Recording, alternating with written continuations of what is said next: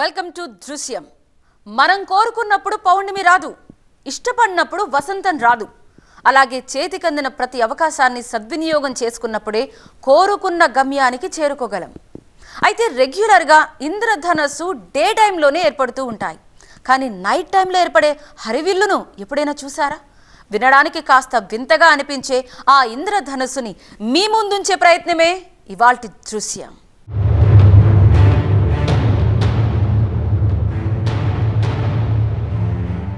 అందిన అవకాశాన్ని చేజిక్కించుకుని కార్యనిర్వహణలో ముందుకు సాగాలి. కష్ట నష్టాలు, అవరోధాలు జీవితంలో భాగం అనుకుని ముందుకు కదలాలి. ఈ సత్యాన్ని అంగీకరిస్తే జీవితం ఎవ్వరికీ కఠినంగా అనిపించదు. ఆ శిఖరానికి చేరుకోవాలంటే ఇంచుమించు అలాంటి కష్టాలనే ఎదుర్కోవాలి. ప్రతి కష్టం వెనుక ఒక అవకాశం ఉంటుందని భావించిన మేము ఆ ధీమాతోనే గోరఖ్గఢ్ బయలుదేరాం.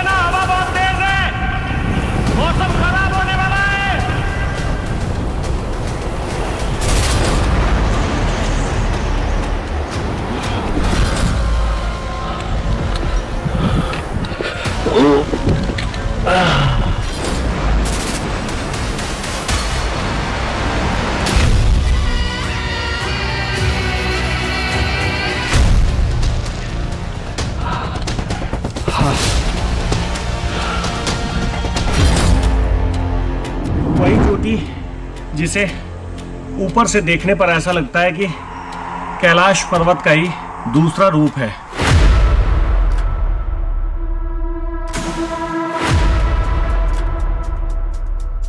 ప్రమాదంలో పడ్డాం.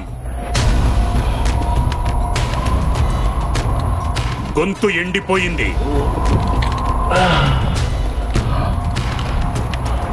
కాళ్ళు వణుకుతున్నాయి. బలమైన గాలులకు వందల అడుగుల లోయలో పడే అవకాశం. ఇంతటి ప్రమాదకరమైన ప్రయాణం ఎందుకు? ఎక్కడికి వెళ్తున్నాం మనం? ఆ శిఖరంపై ఏముంది? దానికోసం మేము ప్రాణాలను పణంగా పెట్టాం. సమాధానం ఏంటంటే ఇంద్రధనస్సు. ఇది కాదు. ఇలాంటి వాటిని మీరు చాలా చూసుంటారు. ఇలాంటి హరివిల్లునే మీరు రాత్రి చూశారా?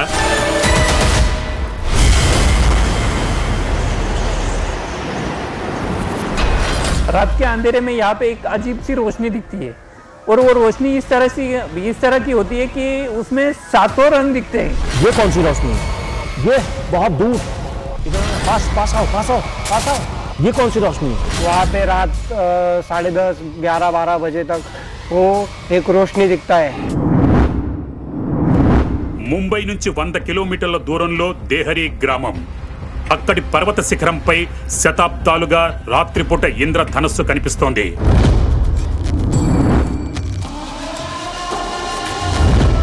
గ్రామానికి చేరుకోగానే ఆ శిఖరం మా కళ్ళెదుట ఉంది. बार बार ये सवाल मेरे मन में घुमड़ रहा है कि आखिर रात के वक्त में उस चोटी के ऊपर से कैसे इंद्रधनुष दिख सकता है. दिन में अगर कोई बताए कि इंद्रधनुष उस जगह से दिखता है तो ये माना जा सकता है कि बारिश के बाद, चूंकि इसके पीछे एक साइंस है, एक लॉजिक है. लेकिन यही साइंस रात के वक्त में, ये अपने आप में बहुत हैरान करने वाली बात है. लेकिन इसे जानने के लिए हमें वहां तक पहुंचना होगा.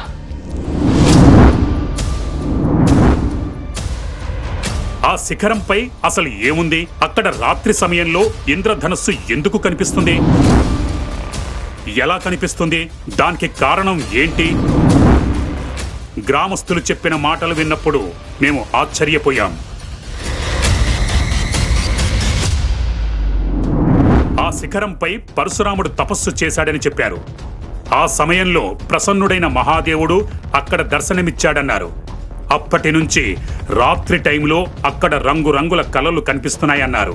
అది చూడ్డానికి ఇంద్రధనస్సులా ఉంటుందన్నారు.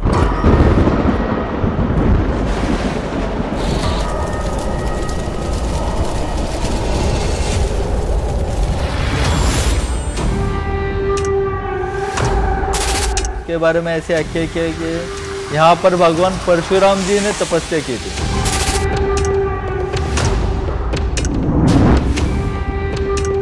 शिव जी वहाँ प्रकट हुए थे, तो उसका एक छोटा सा लिंग के स्वरूप में आपको ऊपर दिखाई पड़ता है।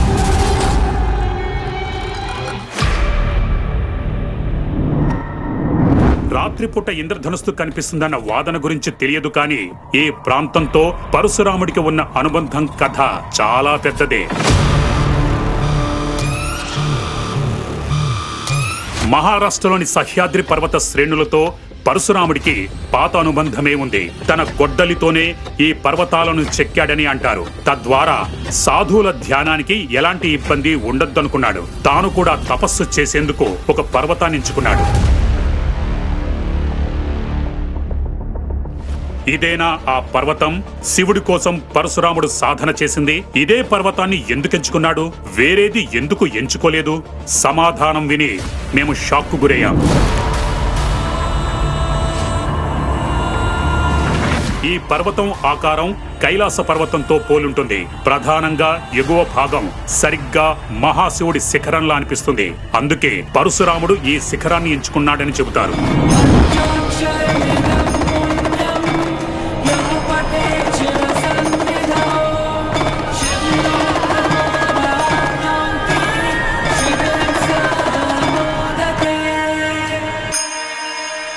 ఆకారం మాత్రమే కాదు, గుణాలు ఒకేలా ఉంటాయి. కైలాస పర్వతాన్ని అధిరోహించడం ఎంత అసాధ్యమో ఈ శిఖరాన్ని ఎక్కడం కూడా అంతే కష్టం అనిపిస్తుంది. కైలాస పర్వతాన్ని చూసే సమయంలో నాసా వాళ్లకు శిఖరంపై రంగురంగుల లైట్లు కనిపించాయి. అలాంటి 7 రంగులు ఈ పర్వతం పైన కనిపిస్తాయి. అంత దూరం నుంచి కాంతి కనిపిస్తుందా అన్న మాటలకు నిజమే అన్నారు గ్రామస్తులు. అప్పుడు మేం నిర్ణయించుకున్నాం, పైకెళ్తాం, రాత్రి అక్కడ గడుపుతాం. ఈ పజిల్ను పరిష్కరించాకే మేము తిరిగొస్తాం. మేము చేస్తున్నది ఎవ్వరైనా చేయగలరు, ఇక్కడి గ్రామస్తులు కూడా. మరి ఇంతవరకు ఎవ్వరూ ఎందుకు ప్రయత్నించలేదు? ఈ ప్రశ్నకు మొదటి సమాధానం విశ్వాసం. గ్రామస్తులు కాంతిని దైవంగా భావిస్తుంటారు. రెండవది, శిఖరానికి చేరుకోవడంలో ఇబ్బందులున్నాయి. ఒకవేళ చేరుకున్నా రాత్రి అక్కడ ఉండటం ప్రమాదంతో కూడుకుంది. గమ్యం ఎత్తైన ప్రమాదకరమైన ఈ పర్వత శిఖరం. పూర్వం పరశురాముడి తపోస్థలం, తర్వాత శివాజీ కోట, బ్రిటిష్ కాలంలో ఒక చెక్ పోస్ట్, ఇప్పుడు రహస్యాలతో కూడిన శిఖరం.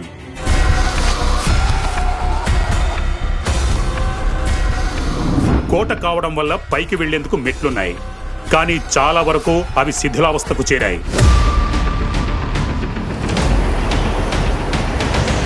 ప్రమాదాల కారణంగా ప్రజలు దీన్ని మృత్యు శిఖరంగా పిలుస్తుంటారు. ప్రతి క్షణం వాతావరణం మారుతోంది. కానీ రహస్యాన్ని ఛేదించాలన్న ఉత్సాహం అధికంగా ఉంది.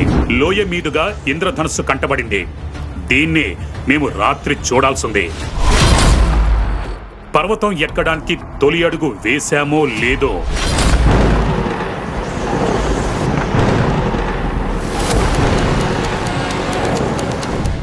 వాతావరణం మారింది.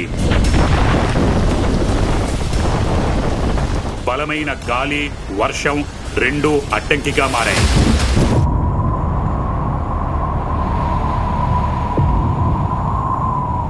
వర్షం తగ్గగానే పైకి ఎక్కడం ప్రారంభించాం. దీన్ని జాగ్రత్తగా చూడండి. ఎగువ భాగం ఎంత నిటారుగా ఉందో, దీనిపై పాదాలు కూడా నిలబడవు. పైకి ఎక్కేందుకు ఒక సన్నటి మెట్లే ఆధారం. కోట నిర్మాణ దశలో ఏర్పాటు చేసినవి. చాలా జాగ్రత్తగా అడుగులు వేయాల్సి ఉంటుంది. చిన్న పొరపాటు విషాదకరమైన మరణానికి దారితీస్తుంది.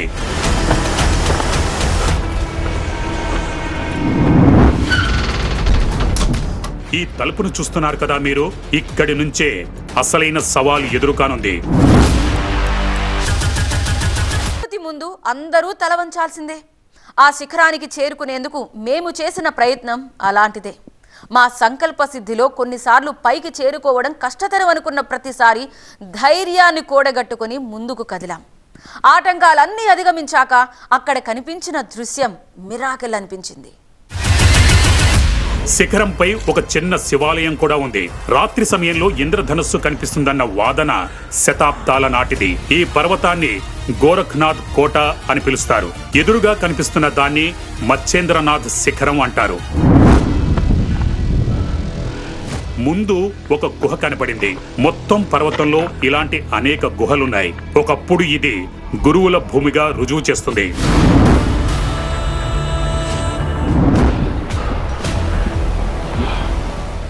ఇక్కడి నుంచి మరింత ప్రమాదకరమైన ప్రయాణం మొదలవుతుంది.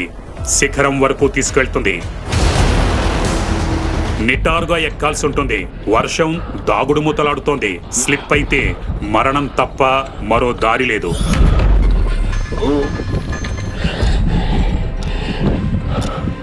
చాలా ప్రమాదకరమైన ప్రయాణం ఇది. అకస్మాత్తుగా ఎదురుగా మెట్లు లేకుండా పోయాయి. మెట్లు విరిగిపోయి ఉన్నాయి. కానీ ఈ అడ్డంకి కూడా మమ్మల్ని ఆపలేకపోయింది. అడుగులు ముందుకే పడ్డాయి. ప్రతి నిమిషం ప్రమాదం పెరుగుతోంది. రాళ్లలో ఈ పట్టు లేకపోతే ఎక్కడం అసాధ్యం. వీటిని శివాజీ సైనికులు ఎక్కడం కోసం చేశారు. ఇప్పుడిది మనకు ఉపయోగపడుతోంది. గమ్యానికి దగ్గరగా ఉన్నాం.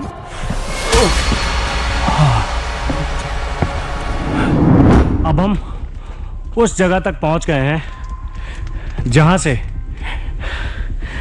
अब हमें ये विश्वास हो चला है कि हम गोरखगढ़ चोटी के ऊपर पहुंच जाएंगे, क्योंकि अब जब पीछे मुड़कर ऐसे मैं देख रहा हूं तो डर अपने आप पड़ जाता है कि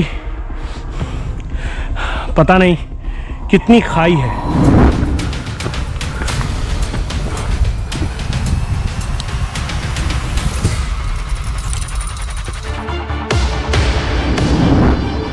శిఖరంపై ఓ ఆలయం ఉంది.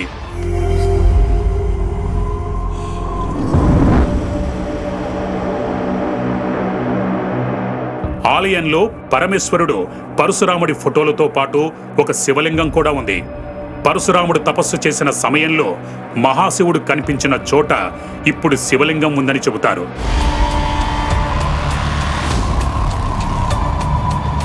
ఇక్కడి నుంచి కింద ఉన్న ఇళ్లే సరిగ్గా కనిపించడం లేదు. అలాంటిది ప్రజలకు ఇంద్రధనస్సు ఎలా కనిపిస్తుంది? పగటిపూట ఇంద్రధనస్సు ఏర్పడడానికి సూర్యరశ్మి, నీటి బిందువులు కారణమవుతాయి. చిన్న బిందువులు ప్రిజం ఏర్పడేలా చేస్తాయి. సూర్యరశ్మి అందులోంచి ప్రకాశించినప్పుడు కాంతి 7 రంగుల్లో ప్రతిబింబిస్తుంది. అలాంటిది రాత్రి సమయంలో ఇది ఎలా సాధ్యం? నైట్ టైంలో కాంతి, సూర్యరశ్మి ఎక్కడి నుంచి వస్తుంది? అది కూడా 100 అడుగుల ఎత్తులో ఉన్న ఈ శిఖరంపై.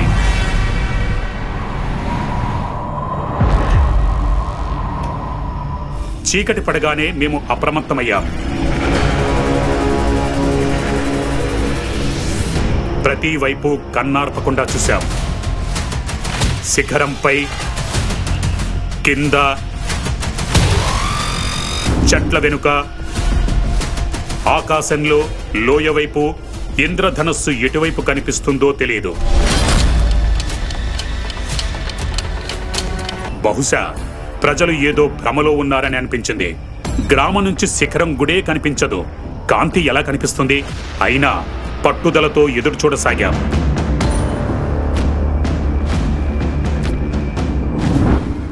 रात के 11 बज गए हैं. आखिर वो रोशनी हमें कब दिखेगी जिसकी तलाश हमें शाम से ही है?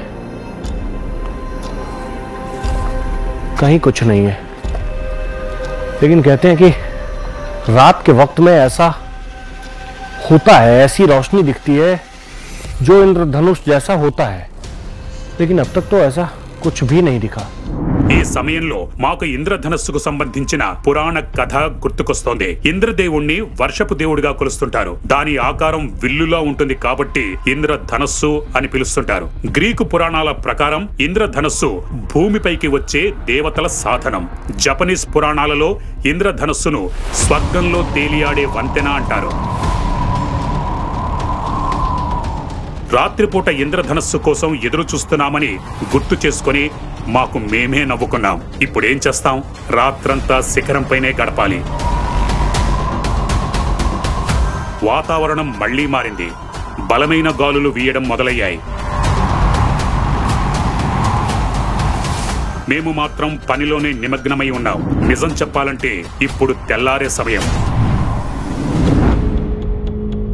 అప్పుడే లోయలో ఏదో చూశాం. ప్రకాశవంతమైన కాంతి గాల్లో కనబడింది.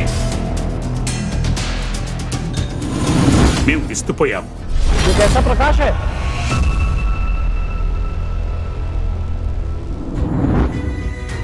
ఒక కాంతి పుంజం, అందులో వింతైన మెరుపులున్నాయి. నెమ్మదిగా కాంతి ఆ గ్లో కనిపించకుండా పోయాయి.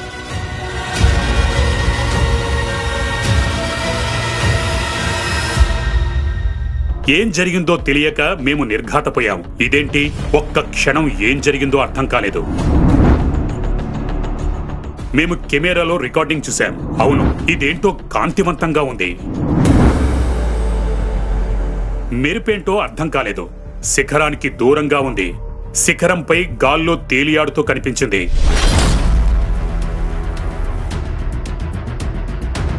ఇదైతే ఇంద్రధనస్సు కాదు. మరి ఏంటి?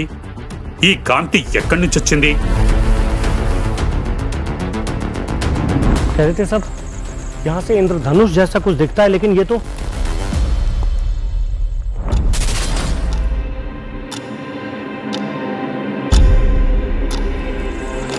आसपास कुछ भी नहीं है। इस चोटी के ऊपर है हम। ये चोटी कितना ऊपर है, आसपास ये कहां से प्रकाश आ रहा होगा? ఇంద్రధనస్సు కోసం ఎక్కడైతే ఎదురు చూస్తున్నామో అక్కడ ఈ వింతైన కాంతిని చూసి అవాక్కయ్యాం. ఇది ఏమైనా సంకేతమా, లేదంటే ఏదో జరగబోతోందన్న దానికి సంకేతమా తెలీదు. కానీ రాత్రి క్రమంగా గడిచిపోతోంది.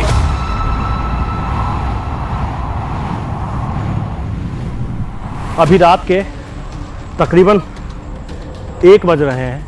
हम लगातार यही देखने की कोशिश कर रहे हैं कि आखिर वो प्रकाश हमें कहाँ से दिखेगा, जिसकी कहानियों को सुनकर, जिसके बारे में सुनकर हम यहाँ तक पहुँचे हैं।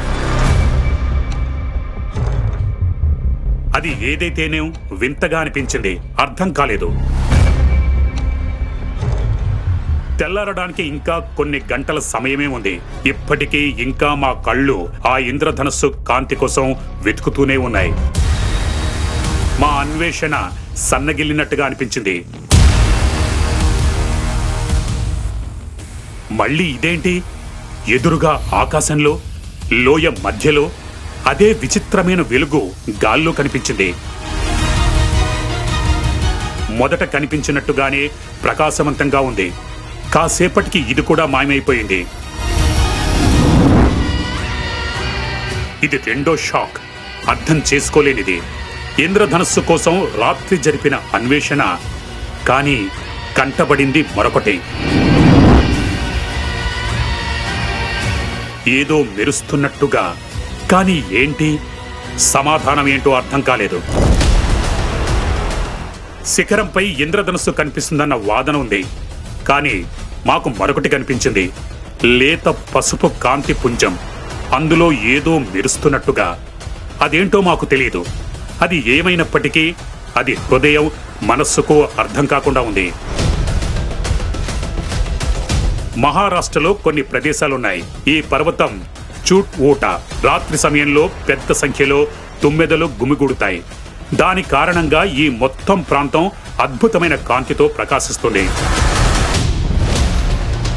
తుమ్మెదలు శిఖరంపై మాకు కనిపించిన కాంతి మధ్య వ్యత్యాసం ఉంది. తేడా స్పష్టంగా కనిపిస్తోంది. పరశురాముడి శిఖరంపై రాత్రి కనిపించిన కాంతిపుంజం ఏంటి? మా దగ్గర ఎలాంటి సమాధానం లేదు.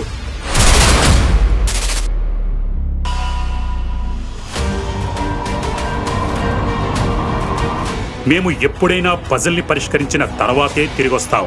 ఈ రోజు మొదటిసారి కొన్ని జ్ఞాపకాలను బదిలపరుచుకొని వెళ్తున్నాం. కొత్త ప్రయాణంలో మరో కొత్త దృశ్యం అన్వేషణ కోసం.